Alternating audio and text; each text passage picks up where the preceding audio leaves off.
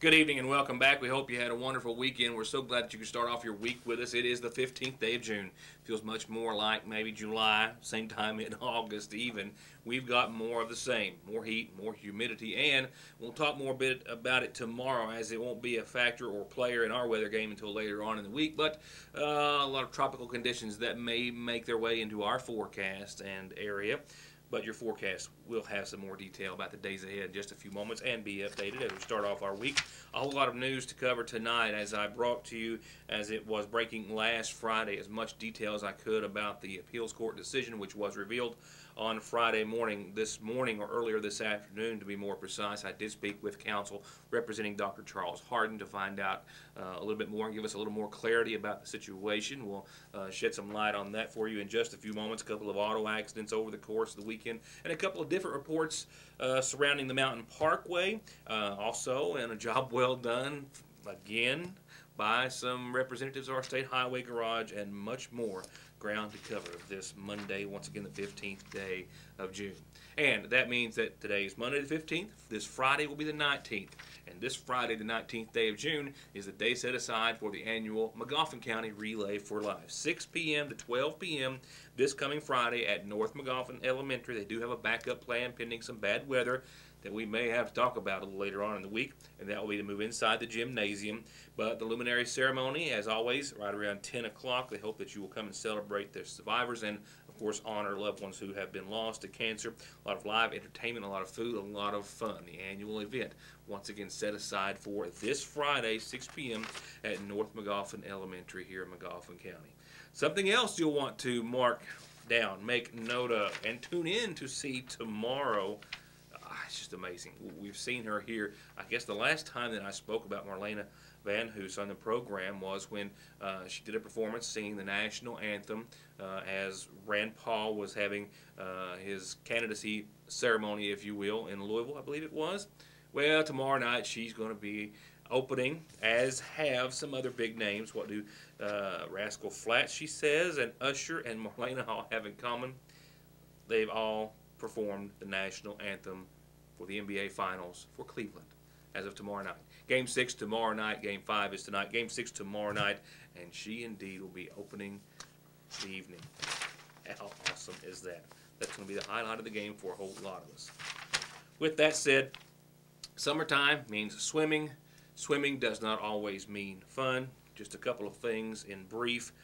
The swimming advisory that was issued for the Leviza, Fork, and Pike County was of interest to a whole lot of folks, but that, of course, is just due to the fact that state officials were notified late last month that the Buchanan County, that is out of Virginia, Public Service Department and their wastewater treatment facility specifically had been discharging untreated sewer water directly into the Leviza Fork because of some blocked sewer lines that had been so since maybe sometime earlier in the winter. It is the potential to cause some sickness, and they're advising everyone to stay out of that affected area for now. But on a much more important note, coming into the office this morning and over the course of the weekend, 2 boys drowned. It didn't happen in Kentucky, but serves as a reminder about summer fun, which turns tragic. In Summers County, West Virginia, a 12 and a 13-year-old boy were swimming in a tributary to Bluestone Lake, and in some fast-moving waters of Indian Creek, both were swept away in the undercurrent, and both died of drowning. And also, a man has been identified as 48-year-old Marty Richmond of Emerson, Kentucky,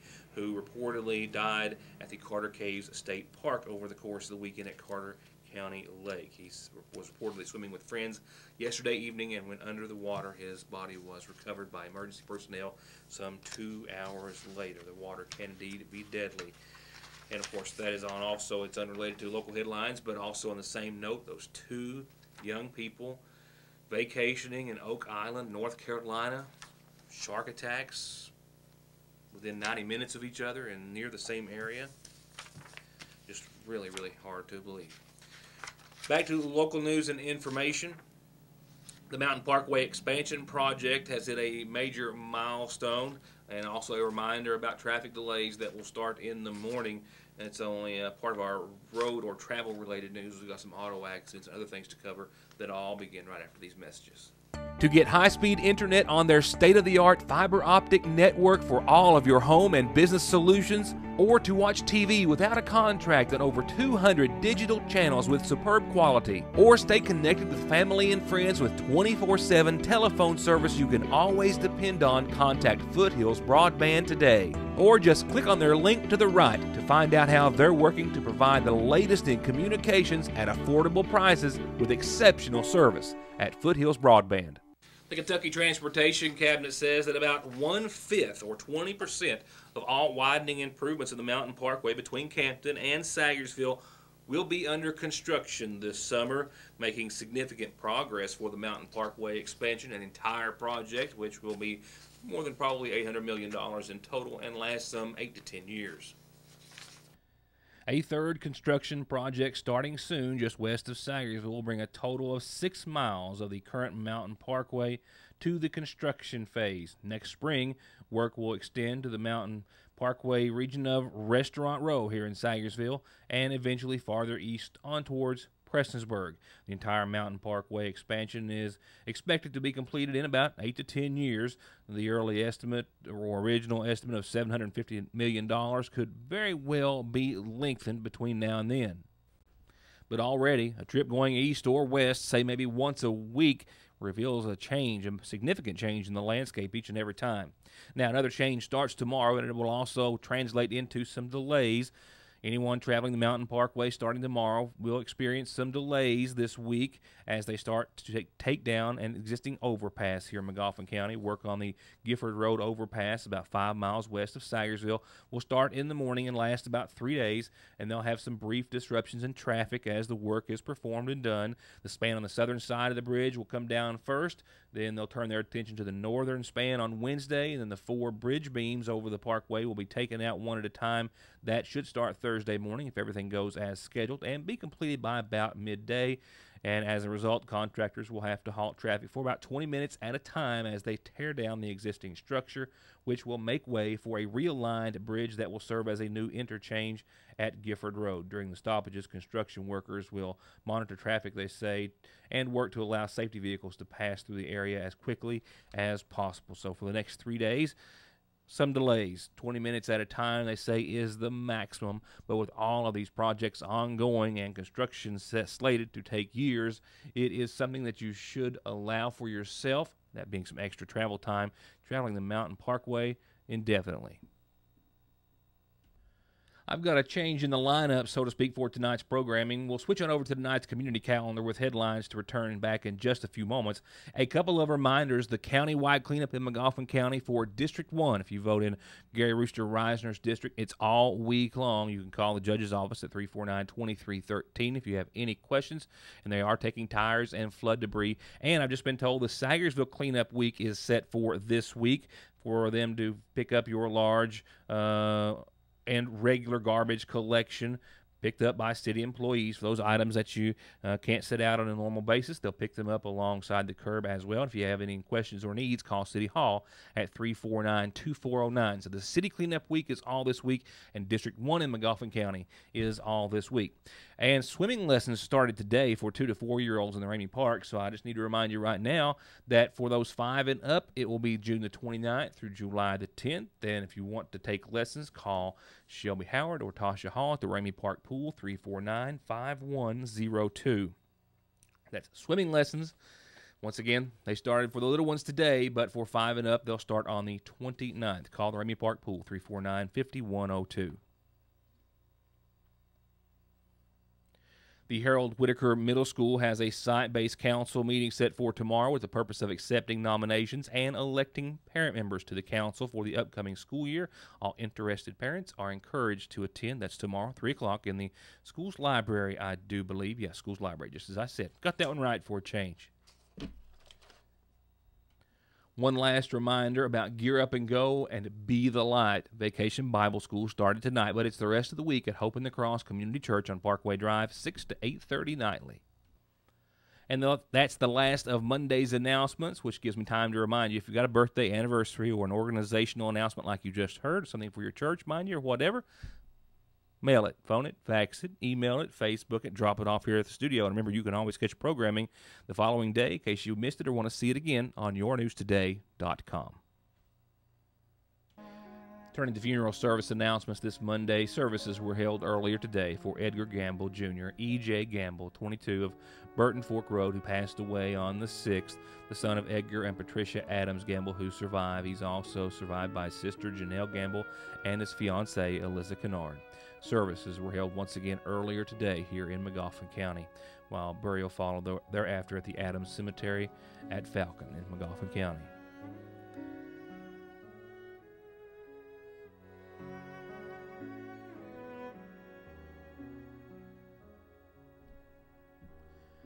We've also received word of the passing of 77-year-old Virginia Rose Gibson Perkins of Dotson Branch Road, who passed away on Saturday. She's survived by her husband Forrest Jr. Perkins, as well as sons Carl Ray, Billy Joe, James Phillip, and Benny Dewey Perkins, and daughters Judy Ann Roberts, Wilma Jean Cole, Sandra K. Saylor, and Barbara Gail Saylor. Visitation continues this evening and prior to services which have been set in her honor beginning tomorrow morning at 11, all of which from the Magoffin County Funeral Home, while funeral services will be followed by burial at the James Gibson Cemetery at Gun Creek.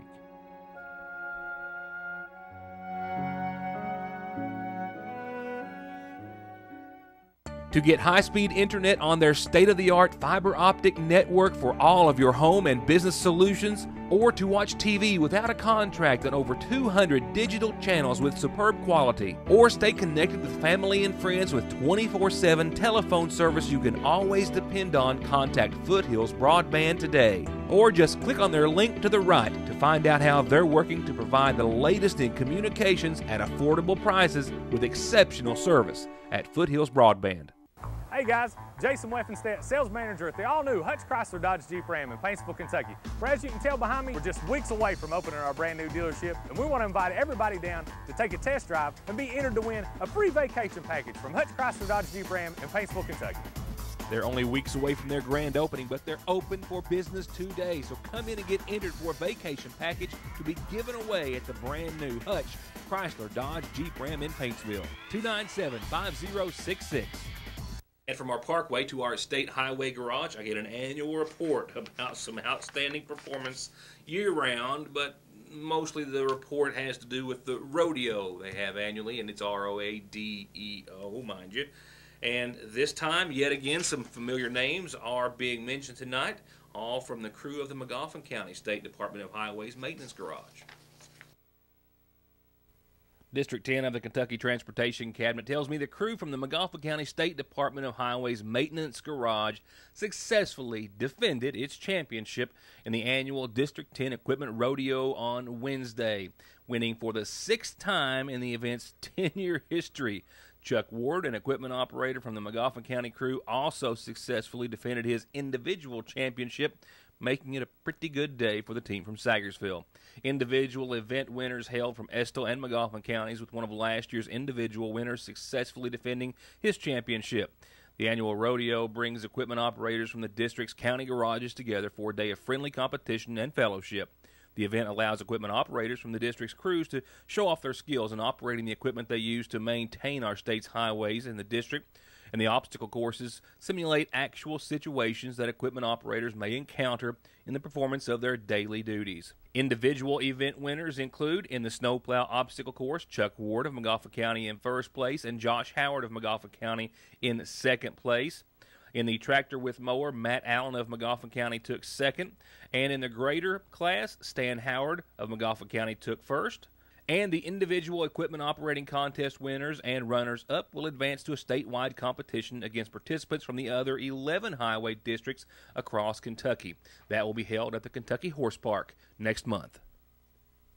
Corbett Cottle, the chief district engineer, acknowledges that this winter was one of the most challenging ones they've experienced in recent years in terms of keeping highways open and passable, and the expertise of their equipment operators was on full display and was much needed during our snowstorms and the subsequent flooding. Operating the equipment necessary to maintain our highways, he says, year-round, and to keep them clear of snow and ice in the winter takes a lot of skill and knowledge. And the rodeo gives their employees a chance to show off their abilities, and it gives the employees from all of our county garages who don't have much interaction time with other crews on a regular basis a chance to know that they're all part of one big team and how much they appreciate all of them for all of their effort and hard work. Several people were taken to the hospital after 2 separate and unrelated auto accidents that took place since I saw you last, the first happening shortly after I saw you at around 6:40 on Friday evening. This is some video brought back from the scene that shows a single vehicle crash in the left-hand fork of Lick Creek around 3334 Friday evening. The driver apparently lost control. We don't know why. We do know that he told the authorities, I'm just learning, that he said he was crowded by another vehicle. There was no contact between the two vehicles. Yaw marks indicated that the vehicle had gone into a slide, and then you could see the impact point with the bank. It flipped at least one complete rotation, ejecting the driver through a window, a Gerald subject. The vehicle then landed on its tires. All 3 occupants were taken to the Palby Hall Medical Center. The Gerald subject behind the wheel was ultimately taken the following day to a Huntington hospital for spinal injuries. 2 other occupants, one in a seatbelt in the front passenger seat, received minor but non-life-threatening injuries, as did a male who was in the extended cab portion of the pickup truck, who was said to have been unrestrained but was out upon arrival of emergency personnel, I believe, and was talking and responsive. Then last night, sometime after midnight, early this morning technically, a single vehicle crash. 2 female occupants off of Stone Cold Road, off of Punchin, off of Royalton, and the Royalton area, Route 1766. Reports are they were coming out of Stone Cold Road when they swerved to miss a deer. Fortunately, not a great deal of speed, or this could have been a much worse situation as the vehicle plunged 75, 80, maybe 100 feet over the hill. Both were transported to the Palby Hall Medical Center for, fortunately, non-life-threatening injuries. On Friday, I brought you as much information as time would allow in regards to the appeals court, which upheld the lower trial court's ruling, that being the ruling of Judge John David Preston vacating the Magoffin County Judge's office and throwing out the results of the November Magoffin County Judge's race. At the same time, of course, the appeals court did, as I told you on Friday, called for a new election to take place. The following is a phone interview that I conducted a few moments ago with Jim Deckard, one of the attorneys representing Dr. Charles Hardin, a Magoffin County Judge Executive, who says that by no means is the office or position vacant at this time, and that Judge Hardin and his counsel are at this very moment weighing their options. The Court of Justice has 4 levels of court. The District Court, the Circuit Court, which originally made the ruling in this case, and then the Court of Appeals is the middle appellate court before the Supreme Court. And last week, the Court of Appeals ruled that there should be a new election in Magoffin County for the office of County Judge Executive. That does not change the circumstance that Judge Hardin is still Judge Executive of Magoffin County. Nothing changes that, and he will be so long as the matter is before the courts to be considered. So the next steps are that we will review the opinion from the Court of Appeals, make some determinations as to whether to ask the Court of Appeals to reconsider that. We have the possibility of appealing the matter to the Supreme Court, but all those things are going to be considered over the next several weeks, nothing today. That will be the next steps for Dr. Hardin, but I want to assure everyone in Magoffin County that Judge Hardin is still the judge of Magoffin County and will continue to serve in that capacity. Depending on what, if anything, that Dr. Hardin files, some initial documents may be filed within as soon as a month, but that's not a guarantee that that will happen. Again, we're looking at all of our options.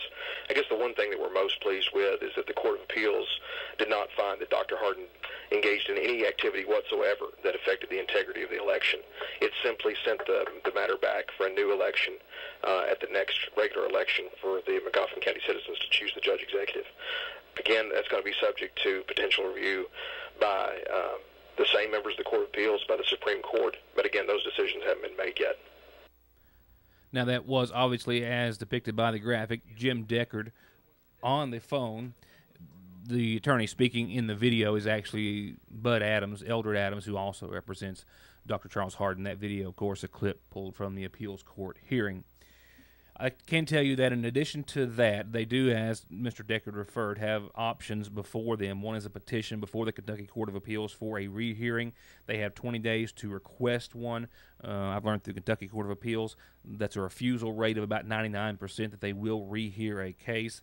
Then they have a motion for, they can also make a motion for discretionary review before the Supreme Court. They do have a 30-day window. The decision released or rendered by the Appeals Court of Kentucky last week becomes final only after a 30-day window expires and no appeal has been filed or request has been made, or upon the file of an appeal or a request for a rehearing before the Kentucky Court of Appeals. And this, of course, we still have some uncertainty as the statements per Charles Doc Harden before what was to be a special session of the fiscal court at 4 o'clock on Friday, that he would be directing his deputy judge executive to have the county government shut down with the exception of 3 individuals, whoever the judge was at that time, him not saying any further, and the road foreman and the county treasurer, that to begin and be implemented by July the 1st. So still not a great deal of clarity, as there are still maybe perhaps as many questions as there are answers to the legal matter of the judge executive's race and the position here in Magoffin County, but Deckard contending quite wholeheartedly that Dr. Harden is still the judge executive effectively of Magoffin County, but that, of course, this still is a fluid situation. And speaking of fluid situations, I have had a technical situation here that I've had happen for the first time. I often have many, and they're usually ones that I have a backup plan for. However, the one that I'm experiencing now, I do not. So with that said, a very, very brief Licking Valley RACC forecast, which has 69 tonight, partly cloudy, a 30% chance of showers and storms, pretty much nothing. No significant changes. Heat, humidity, upper 80s all week long. A chance of showers and storms all week long. We're still watching a lot of tropical mass that may give us an abundance of rainfall later in the week. I'll talk to you more about that on tomorrow. And I've got a weekend forecast that I don't have time to get into that I could have basically replayed from this past weekend. It's within a degree or two. Everything is nearly picture perfect. But it's going to be that precipitation that may move in late week that might change up the whole game. I'll talk to you more about that tomorrow night. My apologies for cutting it short. Thank you for joining us. We'll see you back here tomorrow for more of your news today. Good night.